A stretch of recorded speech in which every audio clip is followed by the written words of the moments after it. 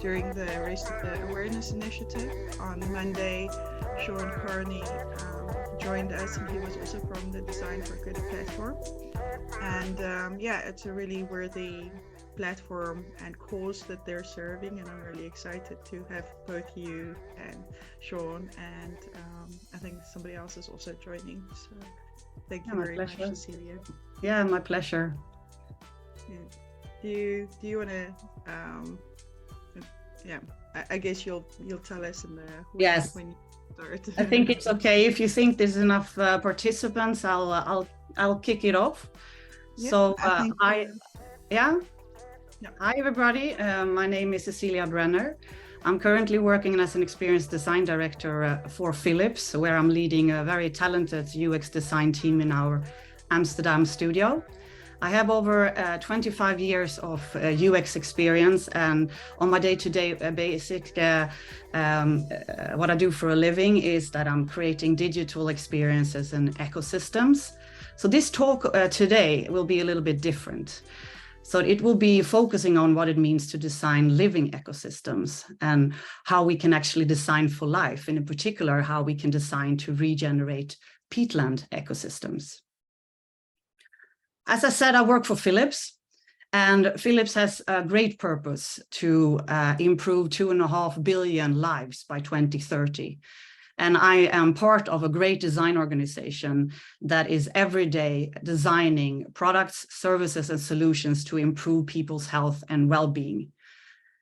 And at heart, it is of course all about designing for life, I would say, because what are we designing for if not for personal or people's health and planetary well-being?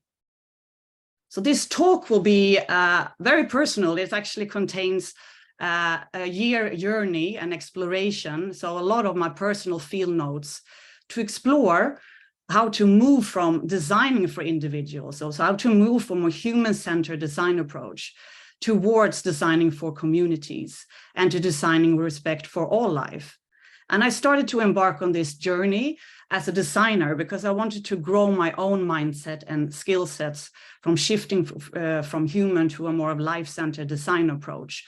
But I also started to do this as a leader because I wanted to understand what it means for me as a leader to shape the designers of tomorrow.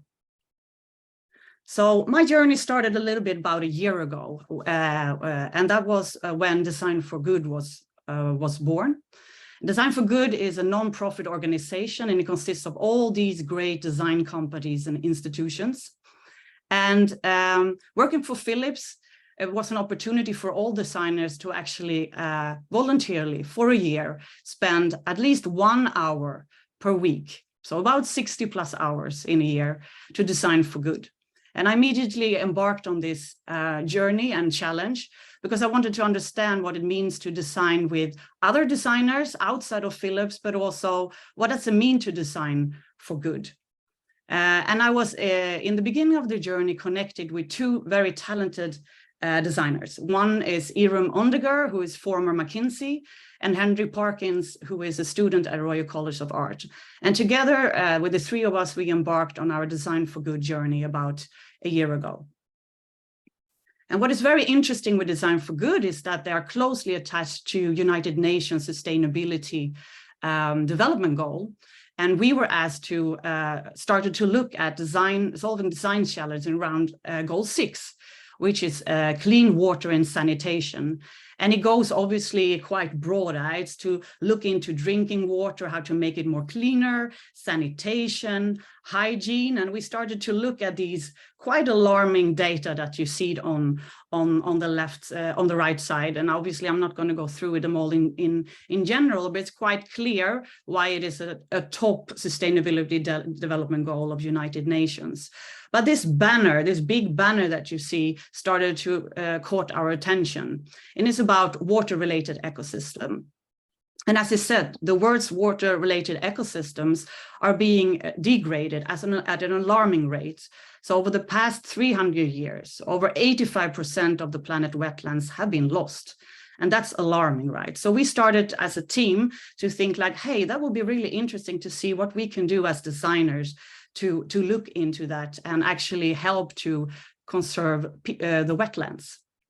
And personally, it was also an interesting choice for myself, because I actually live in one. I live here, it's Oudam, a small village just outside of Amsterdam. And as you can see, it's one big wetland. It's filled with water, but also we have wetland and peatlands everywhere. So I wanted to understand also how me as a designer where I live can also change the community and understand the context better as a designer. Because if you look at wetlands, they have great functions in importance, and you might experience then on your leisure times when you're having fun, right? So, or you go on a canoe, or you're swimming in it, or you're going by boat. So there's a lot of activities for humans in a wetland. And you might also see, you know, a lot of habitat, plants, animals, and migrated resting areas for birds. And obviously you might see also some fishing going on with food and shellfish. And that's something you observe. But what you might not know is that the great importance of this living ecosystem that is called wetland, because it actually cleans the water before it goes into the streams and oceans. And it actually can have supply the water by taking them underground in underground reservoirs. And last but not least, it controls flood in heavy raining, so it can actually control flood and erosion. So it's actually the most interesting living ecosystem that we have today. And when we started to do research about wetland, we also understood that there are many types of wetlands. And one type of wetland in particular caught our attention, and it's called peatland. And why it caught our attention is that it actually covers already 3% of the Earth's surface. So 180 countries, we have peatlands. And it has a superpower. It actually stores over 50% of the carbon in the ground. And that's actually what you want to do, right? When you start to look at living ecosystem, you want to make sure that the carbon oxide is held in the ground. So we started to really feel that this was an interesting type of wetland to look at because it has these superpowers. So very quickly, we started to look at how do we actually regenerate peatlands? And we formed a team name. We call ourselves Repeat. And we started to ask ourselves questions like, well, what are now the drivers for successful regeneration of peatlands? And how do you actually design for a peatland? And how do you actually design for nature? And last but not least, how do you actually design for life? And then we were needed to have a pause because it was quite a big question coming from a more human-centered approach and mindset that we have been working on for in our careers, but also during our studies. So we had to pause a bit in our research because we realized like what we don't have really the tools or the mindset or the skill sets to understand how to unlock this further. Luckily, I contacted some good friends in our network. It's called the Life Center Design School. And Jeroen was also a coach throughout this year and helping us also to move into what it means to design for life. But he basically has this model that helped us further in our research. And LCD stands for Life Center Design Transition. So the idea is that we as designers are in need to maybe move the creation of value from our user and shareholders' perspective, so the human-centered approach, towards more creating value for nature, creating value for the community, but also creating value for the economy. So with this lens, we felt like, okay, we can do something with this. So we started to focus our research on these three areas of lenses. But first and foremost, we actually used this to formulate the problem statement that Design for Good asked us to do. So our problem statement started off with how might we regenerate peatlands by co-designing with local communities for sustainability livelihoods. So that is the key problem statement that we wanted to embark on and understand more. So I wanted to take you through these lenses and see how we went through, and also looking at my field notes that I did throughout this journey. And the first one is, of course, the value for a community. And we realized that quite soon in our research that it is quite a gap when it comes to peatland regeneration and local communities' role. So there was a lot of research around the environmental aspect of peatland regeneration, but very little on the need of the role of local communities' involvement. So we started to look at it, and we realized that it's crucial for local communities to be a part of regenerating peatlands, because they are actually the guardians of the land that they live on, and they have already a holistic understanding of all the organisms and all the elements that interact with each other. So we realized quite quickly that we need to find a design solution where local communities are really early involved in this change.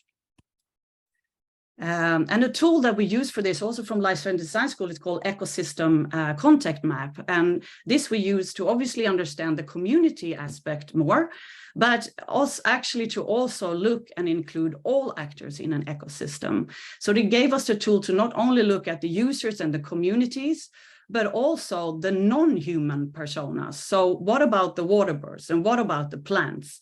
And also what about the non-users in the ecosystem? So people that are not directly attached to the land, but still has an effect on it.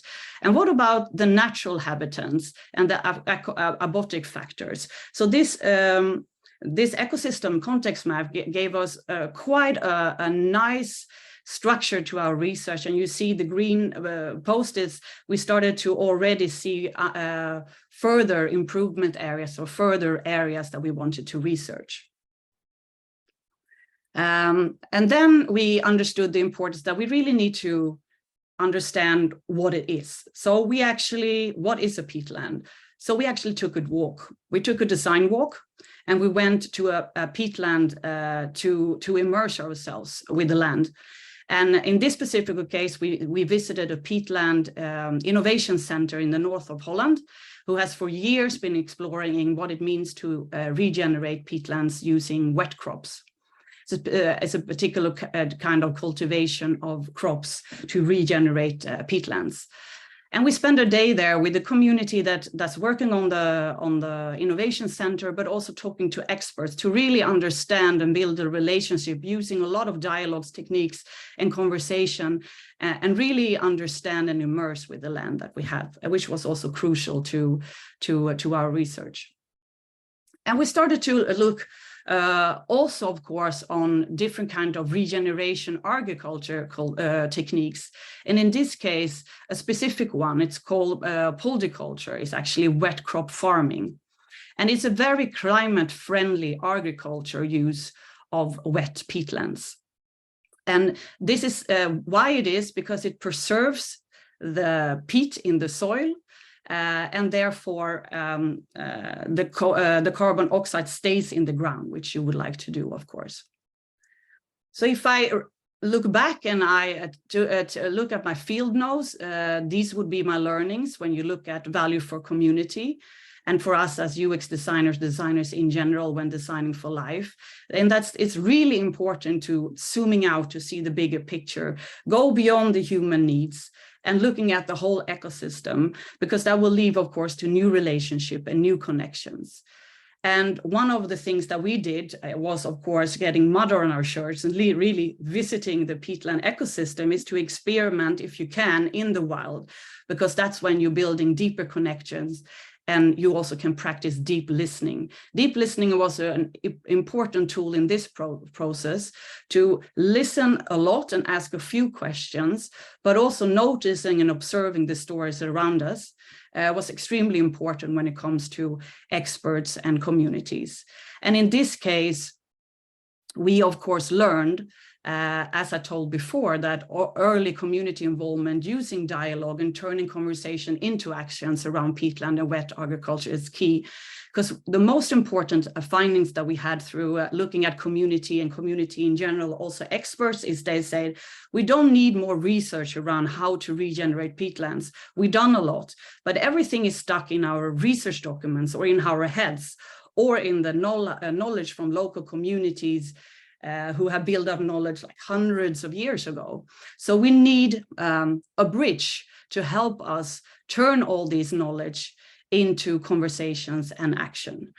So that was a very interesting insight for us to move on in the project. And I love this quote from Walt Whitman. It's actually a song, but he says, "Now I will do nothing but listen to accrue what I hear into this song, to let sounds contribute towards it. I hear the sound I love, the sound of the human voice. I hear all sounds running together." And I think he's really pointing to the fact that the importance of sound when you're looking at a community and really listening to nature, but also listening to the community and aspects and all actors in that surrounds your design solution. If you look at the other lens, which is then the value for nature, we obviously have visited peatland. We had to look at the wet crops. That were very interesting to understand, but we felt a need to again bringing peatlands to life, and we used another tool from Life Center Design School, which is actually building a persona. And the persona we obviously built not only from what we experienced, but a lot of research that we've done through different kind of research documents. And I wanted to read it out to you, but time is limited. But it was an important tool for us to really empathize and write an emotional narrative from an I person, and that is peatland.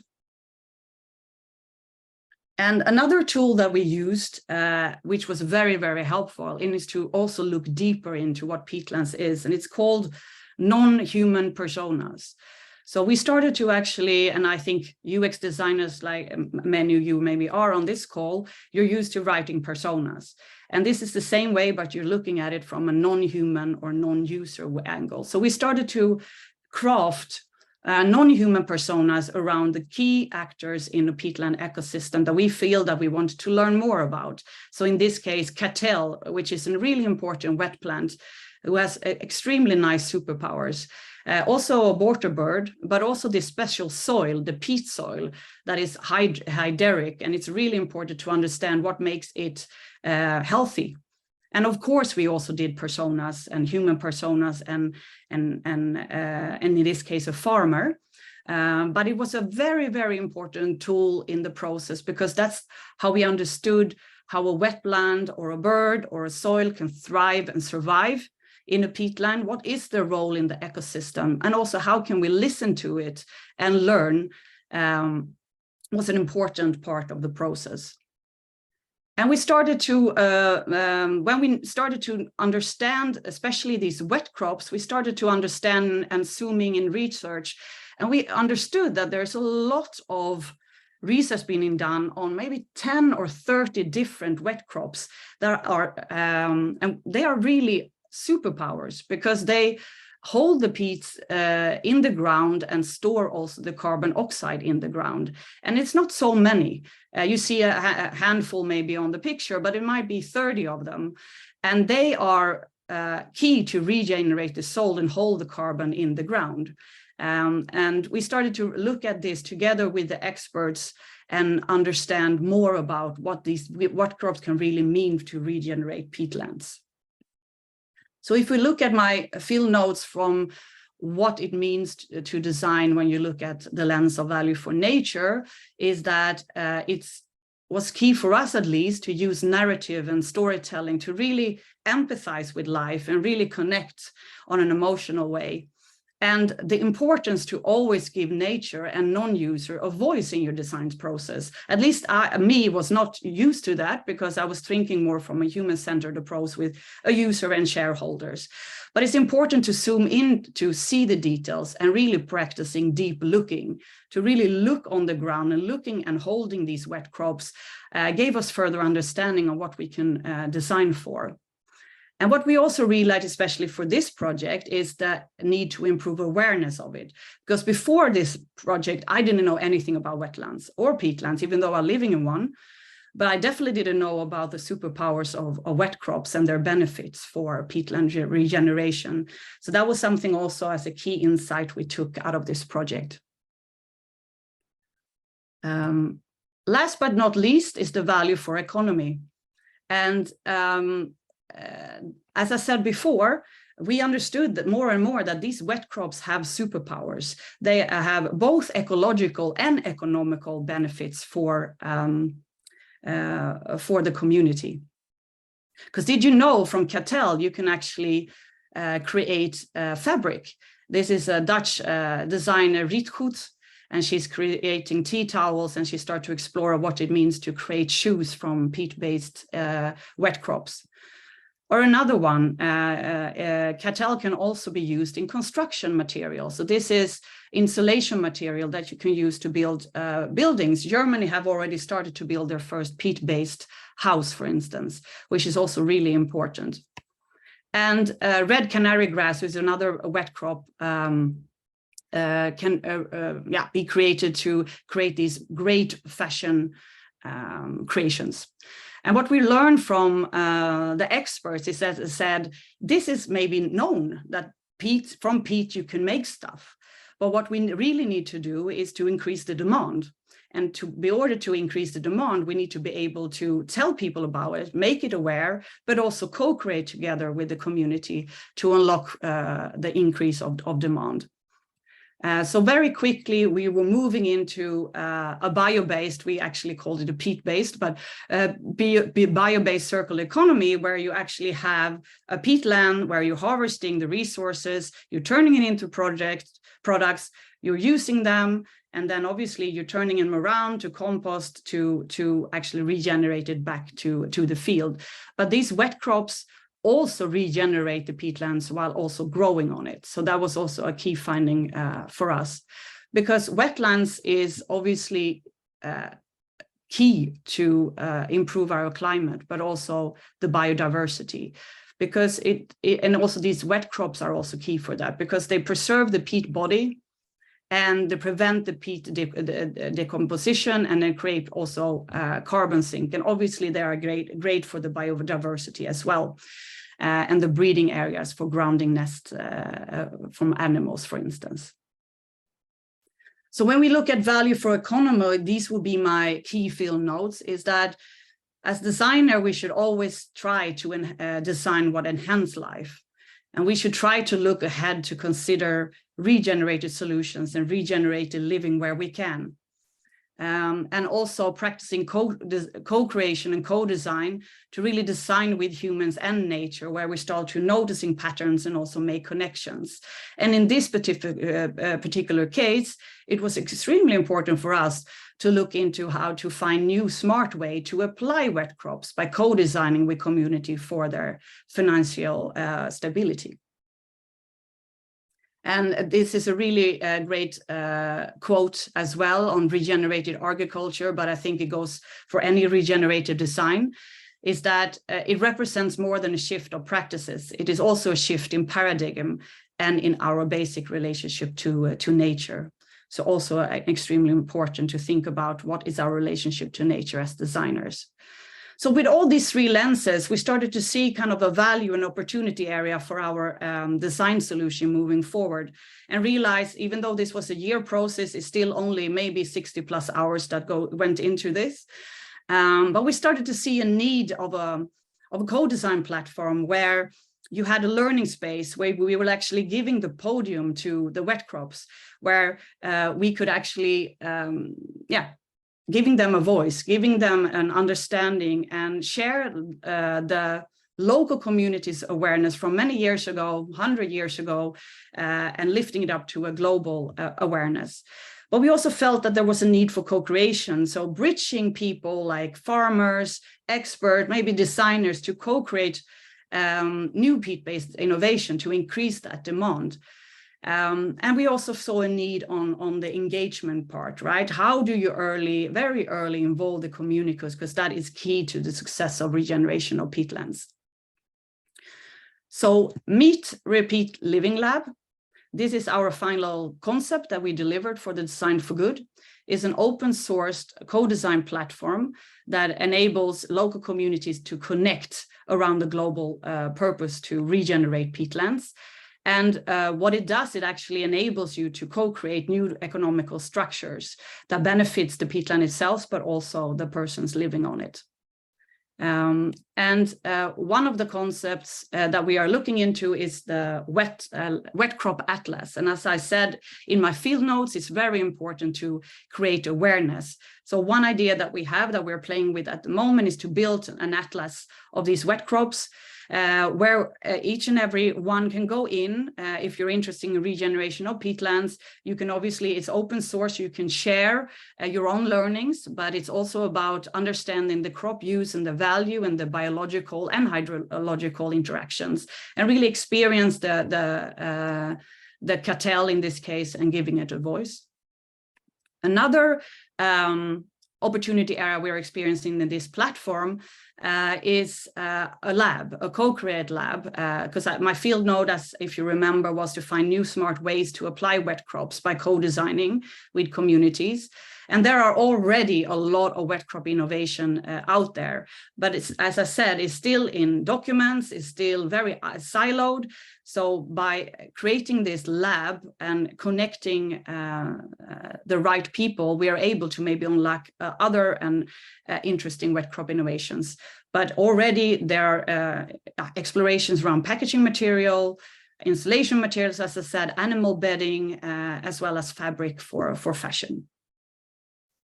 And last but not least, the value for community, the importance of early involvement of the community. So we are looking into an idea of creating a toolkit that can be used with the communities on the ground, where designers have a key role in facilitating the engagement between communities, organizations, experts, to really start to look into how to best regenerate the peatlands using wet crops in their own area. And where we are as today, our journey has obviously finished. The first year is round. We graduated in June for Design for Good. And just to show that we are in the mix of looking at the growth model for the Repeat Living Lab, where we're looking at, what is the value proposition? How can we, what are the key milestones? What are further research we want to do? How do you scale? And we're trying to do this with a regenerative business model canvas aspect. I'm not going to go through it more in detail, but it's good to just understand where we are in the process right now. But hang on, you might say, hey, so at the end, Designing for Life, you ended up creating an app, a digital ecosystem. Was not the ultimate goal to actually repeat and regenerate peatlands? Because at the end, regeneration is obviously about enhancing life, right? It's about leaving it better than you found it. And in this case, is to improve water quality so we can drink clean water. And yes, indeed, with the help of McKinsey and Design for Good, we are also now looking into what would it mean and how we can actually, with this app, has a triple effect on the regeneration of the hectares. So our current aim, and of course it needs to be validated, is to regenerate 1 million hectares within the coming 2 years, which will mean approximately 3 million people in 2 years from now getting clean water. And this app won't do it alone. So the app will only serve as the central hub, an open source that will create awareness. Why is peatland needs to be conserved? Getting to know it, understanding the wet crop use and how it can be applied, understanding peat-based innovation and what it means. But the really important is that closely connecting it with the community involvement on the ground. So the toolkit is also very important to make sure that we have connections with the communities, because they're all different, right? And we are also now looking into what is then on the ground, how can you be successful and what measures do you need to actually repeat peatlands? And this will be different from peatland to peatland based on the region that you live. But we envision that a design team would be able to facilitate this dialogue and connect the dots in understanding the ecological condition of the peatland, looking into describing the specific intervention logic, and also then defining the monitoring procedures and metrics that we need to say, how was it now and when it's actually healthy or regenerated? And it could be looking at the biodiversity, And it could mean looking at the real soil and how healthy it has become, or it could be animals, or it could be any micro or macro organisms. And that's something that we would like to do in the next steps moving forwards. So to conclude, this has been a year exploration, and I truly believe that designers have a unique opportunity to shape the future of tomorrow. But then I believe also that we need to start designing beyond human needs and start designing for life. And for me, it's been an eye-opening as a designer to really start looking into beyond human needs, but also as a leader to see what can I trigger in my own design team to look further and to start designing for life. And this quote I will end with is from Noata Fukusama, who is a product designer, but he says that great design is a multi-layered relationship between human life and its environment. And I couldn't agree more, because I think that we need to establish another relationship with nature, and we need to actually realize that we are a part of nature, because only then we can start designing for life. And that we do with constantly practicing our own design skills that we already have today by deep listening, deep looking, and also building deep connections. So thank you. This was my exploratory field note presentation. And before we're going into Q&A, I wanted to thank Design for Tomorrow for giving me the podium today, and of course the Design for Good for the year-long journey and understanding and practicing what it means to designing for life. And obviously the Life Center Design School for all the coaching and all the tools. And if you're interested in learning more about Life Center Design School, I believe Jeroen, who is the founder of the school, will have a talk on the 4th of September, right, Candice? Where he will be also talking about it. And last but not least, I would like to say thank you to my team, Irem and Henry, that we could embark on this journey together. And I'm sure they will also in due time share their own personal field notes. So thank you. And if there are any questions, I'm happy to take them. Mm-hmm. I think we already had a question in the chat here. Yeah, how did you get the idea of non-human personas? How did you get the idea? Yeah, so this is something that is explored quite large in the Life Center design world. And the non-human persona was given to us by the Life Center Design School, Jeroen, who is then our coach. And it was a very interesting way to start to look at life differently, to start including non-human personas when we normally are very focused on only the human personas. And it gives us actually, it was actually in our research projects key to really start to dig deeper and understanding plants, animals, and even the soil for this living ecosystem called peatlands. Wonderful. Anybody? I would definitely say they are also online. You can reach out to your own, but there are also different present. Take one and practice, because it's a very interesting aha moment, I felt, to actually create one on your own. So that could be an interesting follow-up for many in the call. I had friends who had a startup, and it was a gang of nerds. But developers and coders, and the developers actually did these personas. And it even helped developers to develop better and more, maybe empathically. So I think it's not just relevant for designers. It can definitely not. So this tool was all, because obviously we co-created it also with the community and the experts. So it was a tool that we could gather and learn to really understand the context and be more emotionally attached. So it's definitely not only a design tool. No. Yeah. No. The audience, you can unmute yourselves and show your cameras, and then you can talk to Cecilia.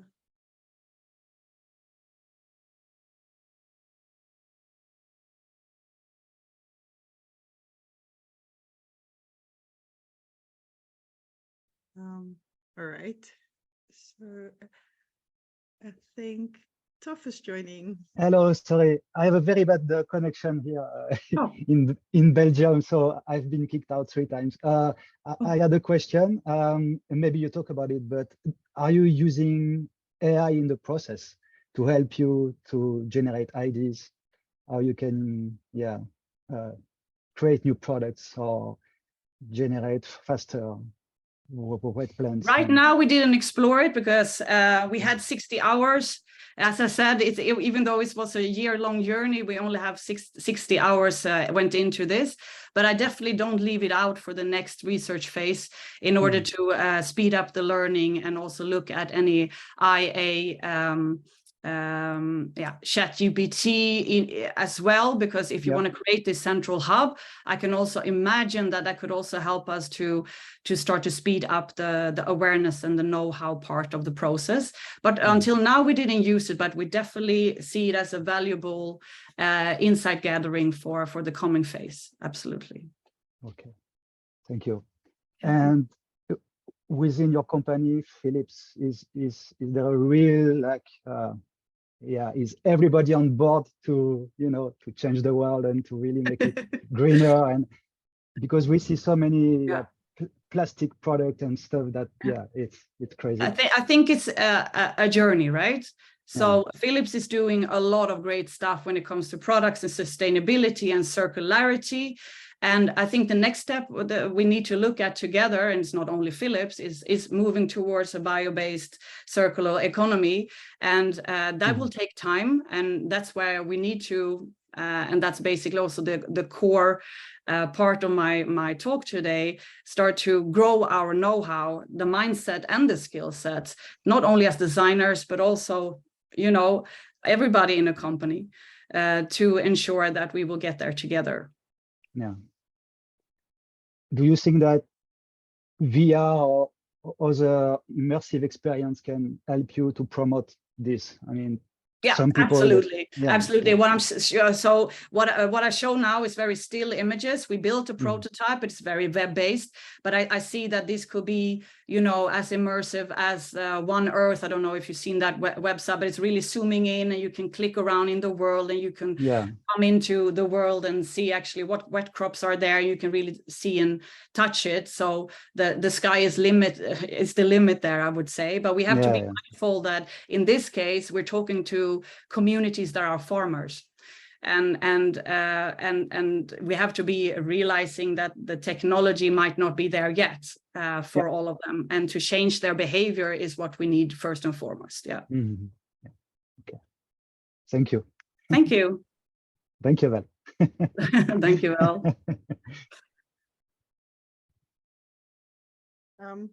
I think one topic that I find interesting and more relevant these days is the notion of CSR and ESG when it comes to sustainability and circularity. And Philips is obviously leading the way with that, showcasing by actually doing. What is your opinion on that? Yeah, so as I said, Philips has this great purpose of improving lives of 2.5 billion people by 2030, and a key aspect is ESG and sustainability. I think we need to start looking into what it means also to start designing for life in that sense. Yeah. How may other companies join? How could we, relating to B Corps or the way that we do business, how can companies take a page from your book and start to implement this for themselves as well? And what are the profits of doing so? I think with training, you will come far. So invest in training of people, because this is a mindset, it's a skill set, but definitely more a mindset change. And be equipped with being able to design for life, but in general. So it's not only about designers should be trained. I think it's a general mindset that invest in training and having this constant dialogue on what it means to design beyond human needs. Mm-hmm. And can you tell me a little bit more about your training? And you mentioned some relevant institutions, and if you could just give a little bit of a background, and for others who might want to join, how do they get involved? And yeah, what's the process there?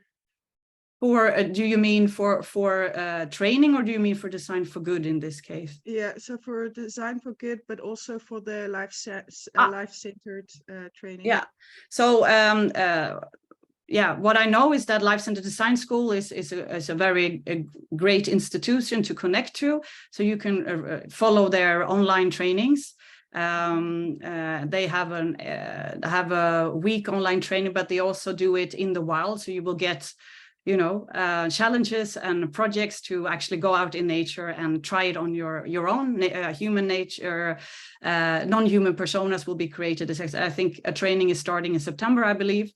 But I think slowly also be the ambassadors yourself and try to see like, hey, can I talk about it? Can I be holding a webinar? How can I inspire change? How can I inspire change as a leader? How can I inspire change as a designer? But there are books also to read, of course, on the topic, podcasts. So there are quite a lot of things around life-centered designs popping up around. So that will be my first point of direction. Yeah, and then my final question is, so on Design in Focus, one of my main areas is networks and communities. So do you have any valuable networks and communities to share for people to find? Yeah, so I know that the Life-Centered Design School have a Slack channel that you can join, and there is also a collective around Life-Centered Design, and they also have these great, you can just Google it, and they have this great resource library that you can start to look into different tools, different techniques around the topic.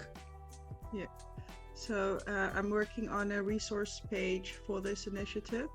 So on the portal, probably next week or the week after, there will be a listing page with all of the resources covered during the events. And yeah, I hope that everybody finds what they're looking for. We had some messages yesterday come in thanking all of the speakers and presenters. People are really finding it inspirational and learning. So Cecilia, thank you so much for the inspiration. Yes, thank you so much. My pleasure. And let me know, connect with the LinkedIn, and also personally, if you have any further follow-up questions, I'm happy to answer them. Thank you very much. Okay, thank you. Thank you. Bye. Bye-bye.